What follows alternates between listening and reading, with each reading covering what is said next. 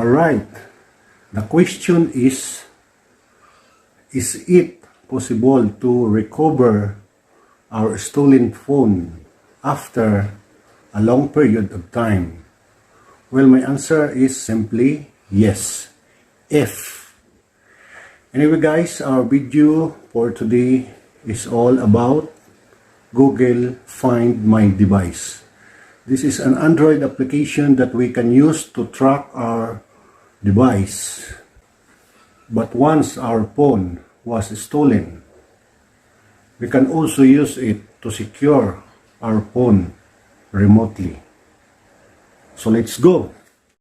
Okay, now let us pretend that our phone was stolen last week.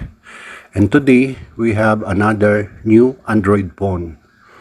So this new Android phone, we can use it to track our stolen phone by using this Android application. This is Google Find My Device. So to do this, we just open Google Play Store and type Google Find. Yeah, this one. Google Find My Device. So this is the application that can track your stolen phone. So as you can see, I already installed this application, so I do not need to install. So if you are not yet installed this application, you can install it now. So okay, now let's go to the application. So as you can see, there are five Android phones connected to my phone. But actually these phones belongs to my wife, this one to my daughter, this one is mine, this is the current phone that I have used, and this one is to my son. Now, like for example, we just track this one. This is the cell phone of my wife.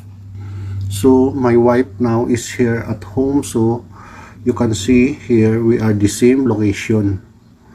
Like for example, I will click this one and track this phone. So as you can see, the direction and the location of the stolen phone is very close, because this is the phone of my wife. Okay, so let's go back. So I will give you another moment. I will give you another example. Now my daughter is in her office. My daughter is in her office. So let's try to track my daughter by clicking her phone. As you can see, she is very far from my current location. My current location is here, and the phone that I'm tracking is here. So this is, like for example, this is a stolen phone, so we can track this one. Okay, all you have to do is to click this icon or pointer, and then click the Google Map button right here. And as you can see, the exact location of the stolen phone. So if you like to track this phone, or if you like to go in there on that place, you simply click this direction button. And as you can see, the direction is already shown on the screen. So it's so very simple. Now, like for example, you are already there, but you don't know who is exactly holding this phone. So just all you have to do is to go back again, and you can play the sound. Like for example, you are very close to the location of this phone holder. Just play the sound, and you will hear the sound of buzzer. So you will have a chance to recover your phone. Okay, now let's go to the next button. This is a secure device. So we'll open. So like for example, you are totally don't know who stolen your phone. So over this option, you can leave a message to your screen lock device. So like for example, you can leave a message right here, like for example, please call me, like this, please call me, only example, and then put your phone number over here. So only like that. Then each time this guy who stolen your phone, each time he open this phone, it will pop up on the lock screen. Your message will pop up and he have nothing to do because this phone will lock. So only he can read this message, please call me. Okay, now let's go to the next